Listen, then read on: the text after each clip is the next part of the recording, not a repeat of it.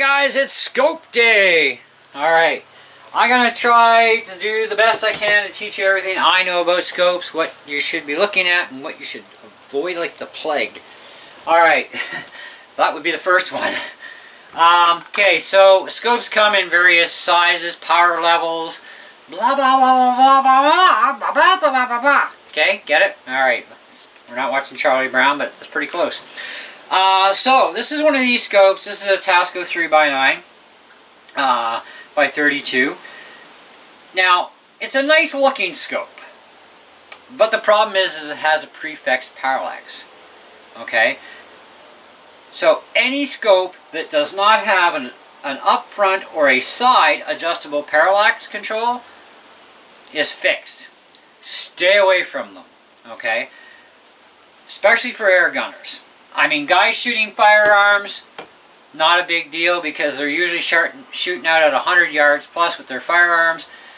They don't care, okay? They're not going to be subject to parallax effect unless they are inside that parallax range. Then they're going to get pissy because then they're like, my gun doesn't shoot straight anymore. What happened? I mean, it was just perfect like 3 days ago. Yeah, but you're shooting now below the range of the parallax, okay? And it's throwing you off. Okay, so I'm going to give you the layman's term of parallax, okay? In layman's terms, we look through the scope, we check out our target, we move our head a little bit even, up, down, left, right, okay? It makes it appear as if the sight inside, the crosshairs are moving and shifting all over. And that's a weird thing. And it throws you off. So, you know, you pick up your gun again, you look at the target, now you're, okay, you're readjusting.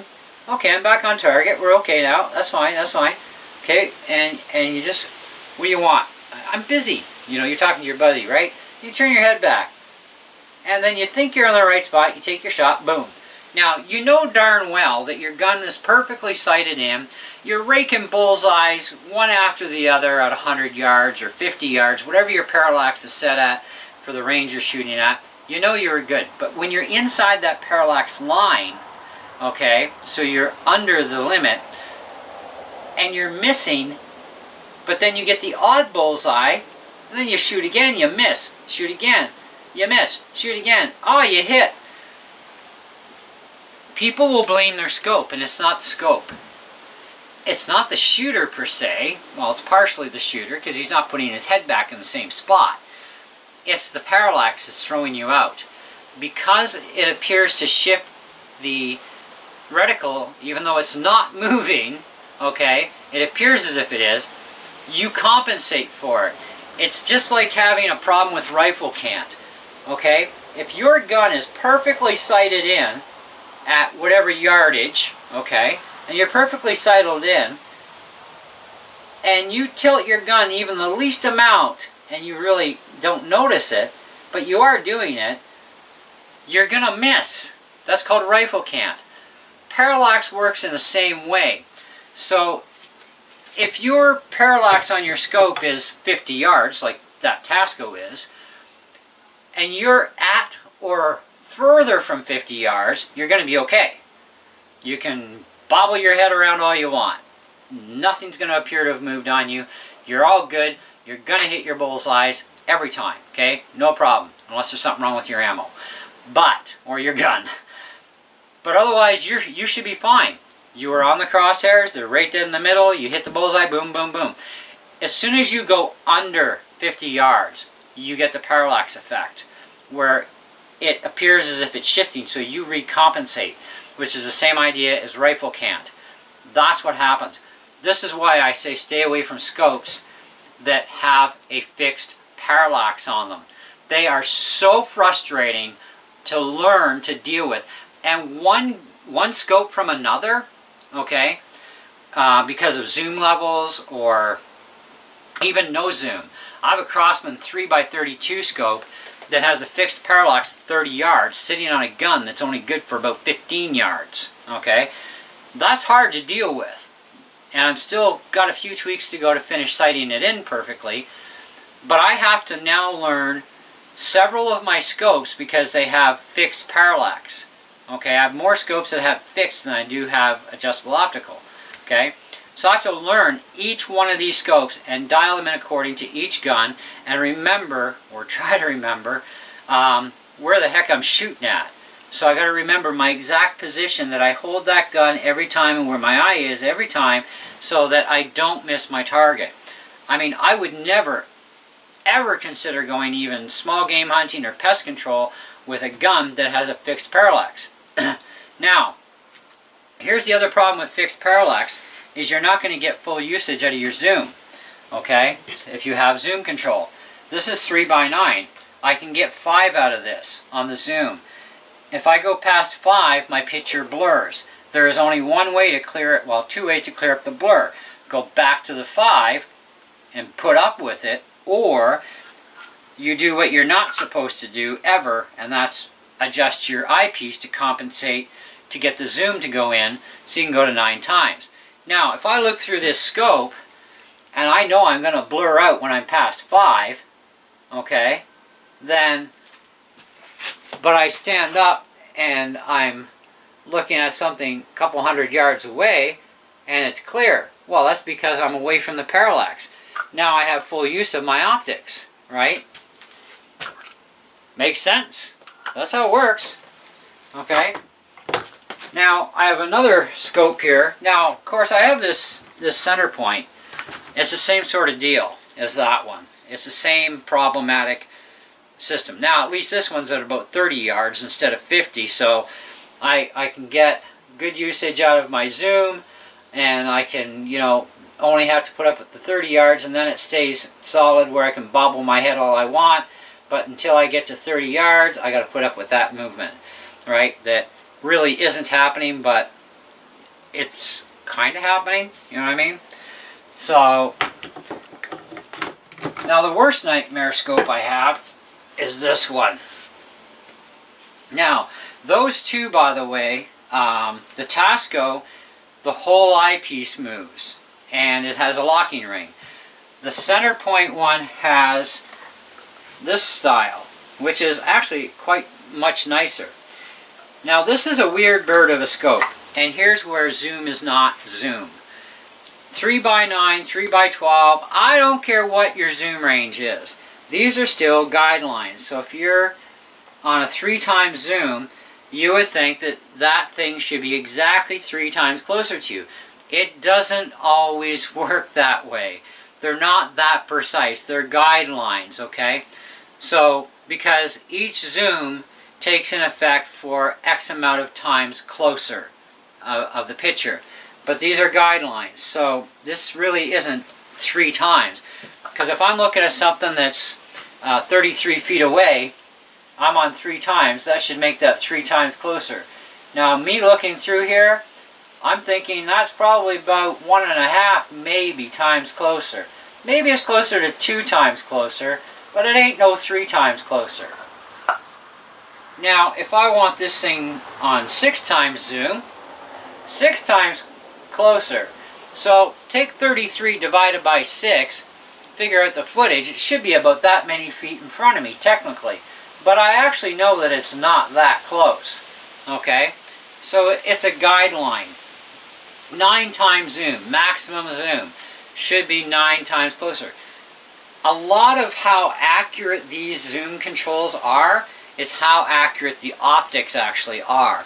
And even the optics on a $3,000 and $4,000 scope are not as accurate as you would think when it comes to that sort of thing. Oh, and by the way, this one here is prefixed at 100 yards. I'll never get away from the parallax on this thing. Ever. Okay? I stand a better chance with that center point. Even the Tasco, I could stand a better chance. But 100 yards, that's 300 feet. I'm not shooting this gun out to 300 feet. Okay? That's just not going to happen. It doesn't have the power for that. Well, it could hit 300 feet, but there won't be anything left of the pellet for energy. So, what do we do to solve all these problems, right? Well, my recommendation, stay away from this junk. Because it's a headache. I mean, I put up with it. I've been putting up with it for a long time until I started getting into AO scopes. I'm still putting up with these kind of scopes because right now I can't afford to replace them with AO scopes. There's just not enough bug busters available, because that's what I'd be putting on these ones. Because they're smaller guns physically, I'd rather put bug busters on. Or something maybe a little bit better, but even with a side adjustable parallax would be better. I'd rather do that, okay? So in the meantime, I do have really cool scopes on my big rifles. These have adjustable optical. Now, what does AO really go about altogether? What it really does altogether is, number one, it gets rid of your parallax issue, okay? The Leaper scopes, the majority of them that I know of, without looking at everyone online right now, are 5-yard minimum. Okay, you can set the parallax to 5 yards, dial in your scope, have fun, zoom it up to 12 times, 14 times, 9 times, whatever your zoom rate is. Okay, and you're golden. Okay, not a problem. Your focus for your eyepiece stays only for your eyepiece. You never have to touch this again once you've adjusted your eyepiece for your eye relief and seen that reticle inside properly. Okay? Your parallax adjustment for your front optical, not only does it eliminate your parallax bobbling issue, because you're going to be at different ranges, but you can go from 5 yards to infinity. It also has some focusing capability controls too, which help realign that picture for focus clarity. So if I'm at 3 times zoom right now and I want to take it to 7 and I'm at 10 yards, I'm still going to be clean. If I get up around 8, maybe 9, I start to get a little dirty. So what I can do is I can compensate with my front, because I don't want to screw around with the back end here, because that'll mess up my reticles.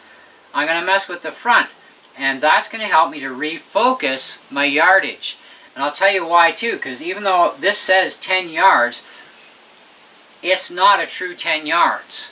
Okay, 10 yards more realistically is where about maybe 13 should be. Okay, but they don't have a 13 marker. They go 10 and then a huge space to 20, and then 20 is not quite as much space to 35, and then you got 50, and then you got 100, then you got infinity. Okay, so these again are guidelines. Okay, they're not 100%. This is precisely 10 yards. You got to tweak it. Now, how I set my guns up with these adjustable opticals is I use a target on my target trap that has numbers on it. And when those numbers are precisely clear as a bell, okay, at whatever range I'm setting up at, be it, 10 yards, 15 yards, 20, 30 yards, wherever I'm at, okay, because I pace it out for the distance, and then that's where I set up my table. Okay, so the front of my table is the front of my muzzle, which is the starting point of X amount of yards right to the target's face. Okay, then I can adjust here, get that sight picture perfectly clear and crystal clear, so I can see those numbers without having any problems. Then I know exactly where my yardage really truly is, because regardless what I paste out, it's not going to be the same here. It's going to be plus or minus a little bit of space, but I'll get that picture dialed in dead perfect. Once I do, I have my parallax set for that yardage. I dial in the gun with ammo for that yardage. If I want to go beyond that yardage, I set my table up and say I go another 10 feet away, I shoot a pellet. If I'm still hitting bullseyes, great. That means I don't have to readjust anything. If I go to 20 yards, I know for sure at 20 yards, I'm going to have to definitely readjust my elevation, okay, on my scope. So there's an effective range where your gun is going to be good for between this yardage to this yardage before the drop-off happens. Then you have to readjust your elevation for the next new yardage level, and that is normal on any gun. I don't care what gun it is. I don't care if it's non-PAL, PAL version, something that shoots bullets. I don't care what caliber you're running. It does not matter. That is exactly how it works. Your gun is only going to be dead accurate for X amount of yards at a time before you have to realign your elevation. Okay? And when you're changing ammo, you're going to be messing with elevation and you're going to be messing with windage. Okay? A lot of times. You won't find it very common where you're going to get even 2 pellets in a row that will actually use the same windage settings. Almost every time you're going to be making an adjustment somewhere. Okay? It's just the facts of life and the world and physics of guns. So, my recommendation, guys, whether you're running sub 500 feet per second guns or faster, I would recommend scopes that have an adjustable optical on them. Whether it's on the side or on the front, makes no difference. As long as it has an adjustable optical and you can get it from either 5-yard minimum or 10-yard minimum to infinity. Okay? That's the important critical part. Now that goes for regular firearm shooters too, because a lot of you guys with real firearms, and some of you air gunners have firearms, I mean, you're generally at 100 yards plus, or, you know, because of your scope parallax, right? Why be stuck with a scope that's prefixed in its parallax when you can get a scope that has an adjustable? So I don't want to shoot at 100 yards.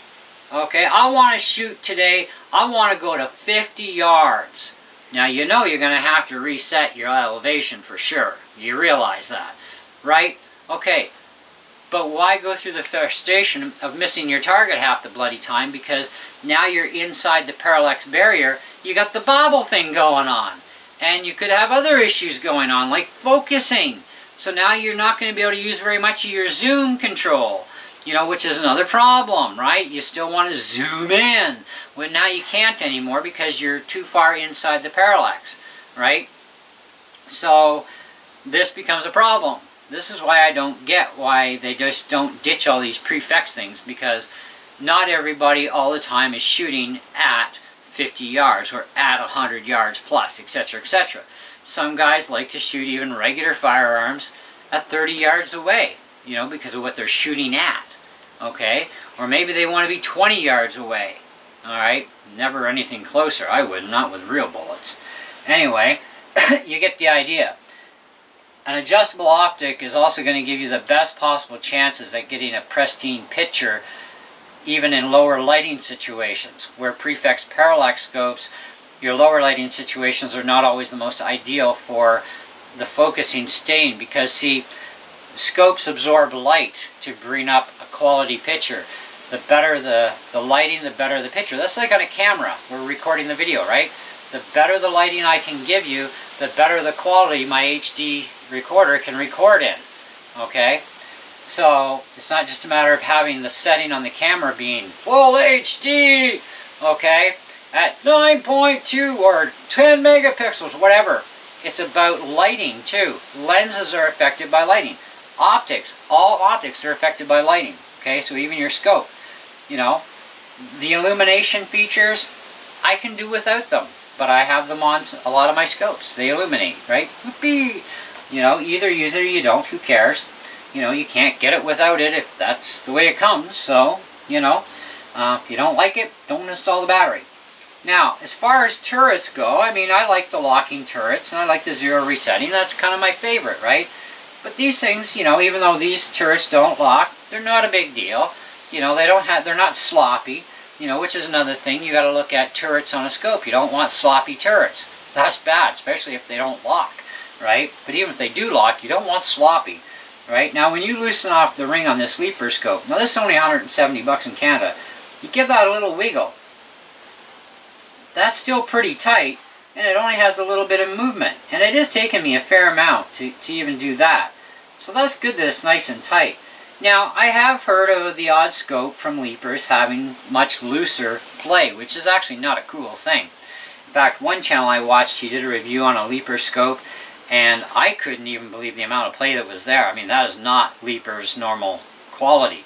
They're very stiff, you know, even with that turret, that lock taken off. I mean, that was pathetic.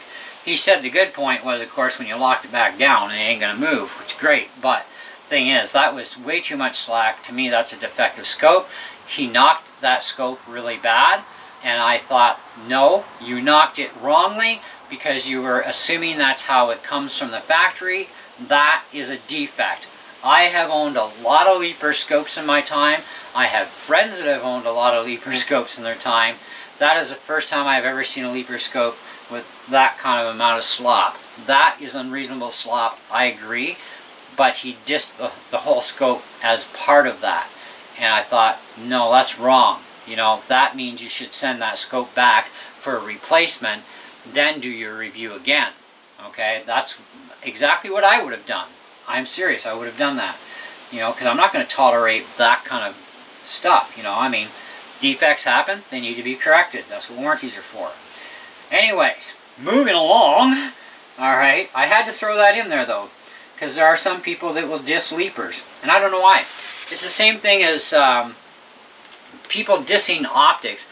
Well, if it's a cheap scope, it's going to have really cheap optics in it, and you need a crystal clear picture. I'm getting crystal clear even out of a friggin' $50 scope. What are you talking about, poor optics? Okay? I mean, seriously. I have to question some people sometimes and what they think. I mean, some people do have this thing about them. I will agree that if they have more money than they know what to do with, they're going to buy top drawer stuff. But you know what? Even some of that top drawer stuff can be garbage too. You know, just don't tell them that. Oh wait, I think I just did. And it's true. Even top drawer stuff, you can get bad stuff that's put out in one generation or another. They got to fix it. I mean, we're going through things right now with some air guns. I was watching a video on a Hatton air gun today, which is a pretty cool repeater. And 2 guns in a row has failed on this guy. Same problem. Doesn't know what's rattling inside it, but it's going to have to go back again. Brand new products on the market. Don't jump on them right away. Wait for a little bit. Wait for a few guinea piggers for one. And see what kind of creeps up on the thing before you decide, oh, I'm going to jump the bandwagon. Because let's face it, some of our air guns can be expensive too, right? So we don't want to get something that's really bad. Once in a while I do jump on the bandwagon just because I can probably do that. I have the ability to do it sometimes, so I will. I kind of did with the Phoenix. I think, well, I'm actually the second person to buy a Phoenix on YouTube. The first one was 2 Canadian air guns. He was the first one to have one of these. Because they are sold only by Canadian Tire right now, and that's it. You can't get this gun any other way except your Canadian Tire in Canada. And so I'm the second one to jump on the bandwagon. And between the two of us, I mean, we've got our reviews on them, and we have our things that we like to say about them, and, you know, kind and not kind alike. But hey, everything's got good and bad points. But the leaper scopes are very superior scopes in my opinion, and not having to break the bank.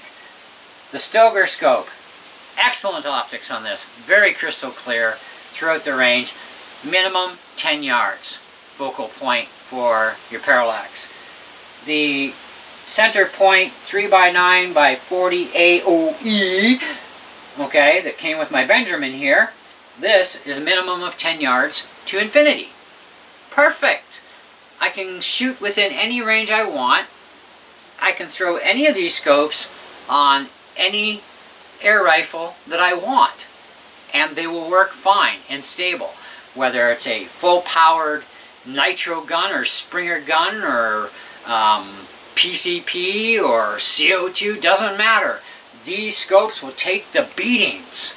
Okay, they're designed to take the beatings, which is another thing. They have to be designed to take the beating. And here's where we run into the next thing. This was one of my first mistakes in life. Well, one of them, of many. The reason why this will not dial in on a Springer gun or a nitro gun, it's got nothing to do with being shockproof, waterproof, fog-proof garbage. It has to do with the fact that this thing's only designed to work on a real gun. In fact, just a standard .22 caliber. Okay, it's not even Magnum classed. So, you know, low-powered .22 caliber real gun. That's what it's made for. It's not made to withstand the recoil and thump even out of a non-PAL or under 500 feet per second Springer or nitro gun. It can't handle it. That's why you can't dial this thing in right. Okay? But on a CO2 gun or a pump-up gun, not a problem. Why Crossman put the center point scope that I have on this gun on my F11, I'll never know, because the F11, this thing can't handle the F11. But it'll handle a 22 LR, no problem. Okay, probably even handle a Magnum. But it just doesn't seem to be able to handle the thump that comes out of the nitro gun. Or any Springer gun I've tried it on. Won't even work on my Phoenix. So, won't dial in. Dials in on the pumper fine. So, that's what we have for you. Now, one other thing I want to talk about, and that's going to be with your alignments of your crosshairs and their movements and how they move along left, right, up, and down. I'm going to take a short break and we're going to come back and talk about that. It'll be instant for you. And we're back! Alright, told you it was instant. So, when it comes to sighting in your gun, scopes are finicky. They're a funny beast, aren't they? You can have all the beautiful features in the world and it could still be a crummy scope. But why? Whether your crosshairs have mil dots or standard reticle or some other funky thing, you still have an up and down and a left and right that has to be calibrated for windage and elevation. Okay? Now, generally the only time you're going to know if the rest of your scope is good, because you got the AO, you've got this, you got everything, beautiful scope. But why won't the scope dial in? It's not even on a high-powered gun. Well, that could be something very simple. And that could be that either you have a defective scope in the reticle, or it's just a crummy reticle. So this is a little tool called a laser bore sighter. And what we do is we put on the appropriate caliber end, we shove that into the barrel, and we give it a little twist just to snug everything up nice and tight. Then we're going to turn this on, and it's going to shine a light beam to whatever yardage. Now they recommend 25 yards for bore sighting any gun, period.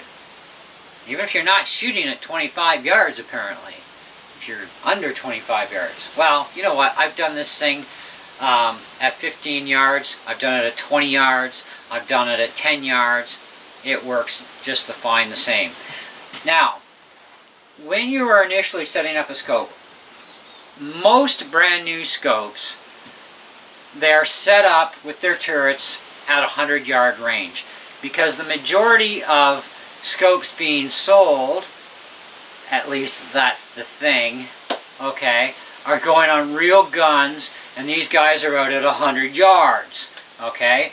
So they basically set the guns up at 100 yards. Now, there's no way in heck you're going to hit the bullseye by just slapping a scope on and going out to 100 yards and the thing is set for 100 yards. No, you have to be able to make sure that your scope is actually aligned for your ammo. But first you've got to line up the bore with the scope so you can actually hit the target somewhere. Okay? So, we need a bore sighter of some sort. And there's many different ways to sight in a gun. There's the good old-fashioned manual way. Fire off a shot, hit the target hopefully at 100 yards, and then you put your sights back on to where that shot hit, and then you keep dialing until your sights wind up in the bullseye, and then you take your next shot. You should be pretty close. And then you might only waste 3 bullets total, right? That's the old-fashioned way of doing things. Okay? There's also another mathematical method as well. I like laser bore sighters. Now they come in different ways. For air gunners, the most popular is going to be this style. Okay? Because we're not loading bullets in here. They do have bullet shell versions. I actually saw some over at LaFave's Outdoors. And you get them in the different calibers, obviously, for the different caliber of gun. And it's a bore sighter specific to that caliber of a gun. Whether it's a rifle or a pistol, don't matter. If it's that caliber, throw the sucker in and away you go. And it shines a laser right down the bore. And then you take and you have it turned on.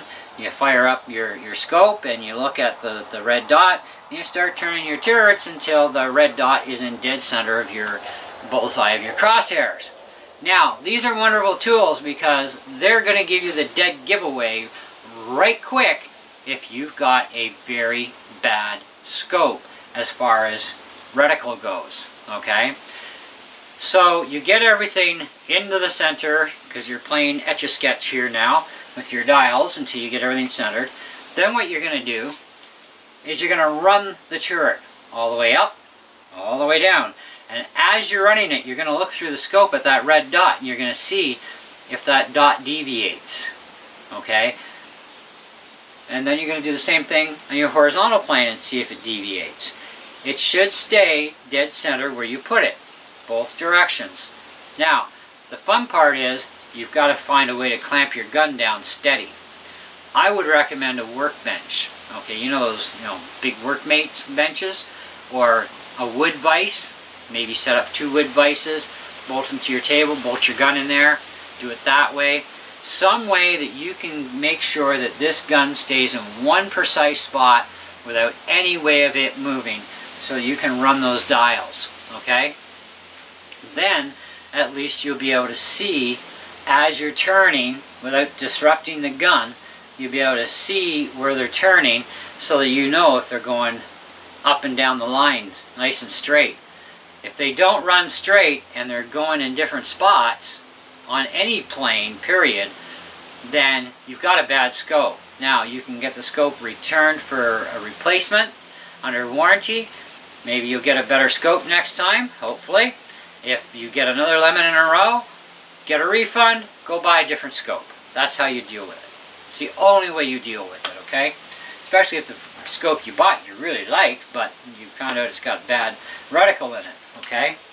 So, these bore sighters cover the majority of calibers out there. And the more you thread this screw in, the more it spreads out for the different size of shell. But this is the 22, and that'll fit any size 22. Okay, right up to a regular firearm. But it goes from air gun level, standard air gun diameter of 5.5 mil, all the way up to the largest 22 caliber normal bullet. And then you've got this big behemoth too that can really spread right out. And this kit, I don't remember what I paid for it. If you look up laser bore sighter on my channel, you'll find out exactly what I paid for this and where I got it from. I think this one actually came from Wish, if I remember. I don't know. I don't remember. It's been a while. But that is a handy tool for all air gunners or anybody with a gun, period. Because these work on regular firearms too, if you don't want to buy the bullet style. Because, I mean, who wants to buy... if you've got like different calibers of of real guns in the house, why would you want to buy a bore sighter for every single caliber? It's ridiculous. Just buy this thing, use it on all your guns. It's one purchase, one cheap price, way to go. And it works great. So, anyway, I've used this laser bore sighter on every single gun that has a scope on it. And I got to tell you, it's a wonderful tool. It's helped me out immensely for getting my guns dialed in rather quickly too, but what you're doing is you're aligning the scope with the bore, okay? Now you've got to shoot the gun with different pellets, find out which pellets are going to group the best. Then, at that point, I would start screwing around with settings, okay? But before you go too far, well, you got the bore sighter on there. Once you get it aligned, then run your turrets up and down and left and right. And do that a couple of times and see if anything deviates. Okay? Because that's the telltale right there. Because that's dead centered with your bore of your gun. So if your scope can't stay centered running up and down and left and right, okay, then you definitely have a problem with that scope. And that's another way to find out if you have a scope issue or not. Because sometimes... you can blame the scope, and rightly so. Other times, I mean, it could be just the gun, could be anything. But, worthwhile investment. And I gotta tell you, every single scope I own, even the cheapest piece of junk that I got sitting in the house right now, all the levels, up and down, left and right, all run perfectly true on all my guns. I have no deviation issues. None. Which is actually quite surprising. Okay? But, yeah, it's great. It's a great tool. Works fantastic. Anyways, that's what I got for you for today, other than, I guess the only other thing we can really touch on is having the right height of mount and right type of mount for your scope to your gun. Dovetail receivers should have dovetail mounts, obviously.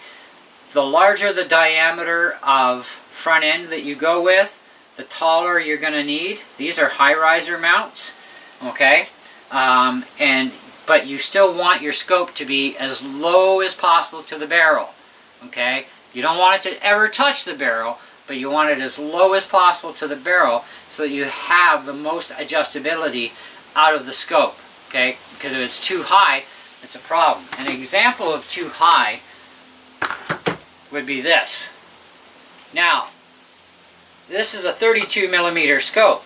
If this was a 40 or a 45 mil, okay, these rings are going to be perfect.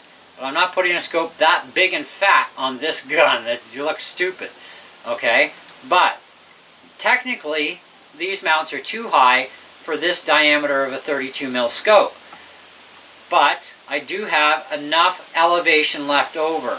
Because when you go too high up here, you got to really turn your elevation down a lot to get in things in a line. Windage is nothing. That makes no difference.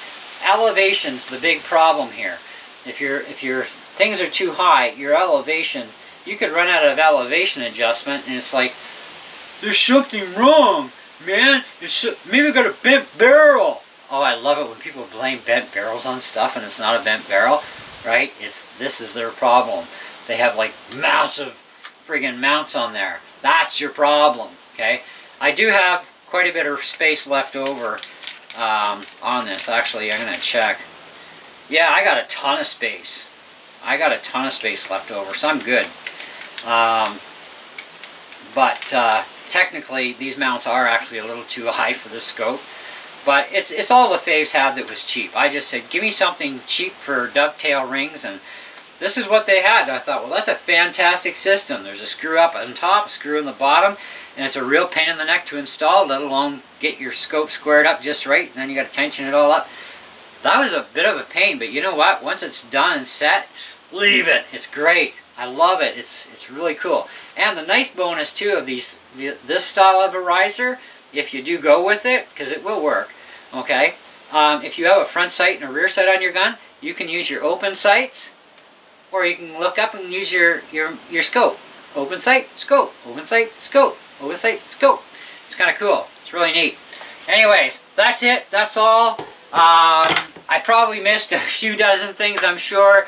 So if you have any questions, please leave them in the comments below. I'll do the best I can to answer them. In the meantime, thanks so much for being patient during the video and hanging out for this long.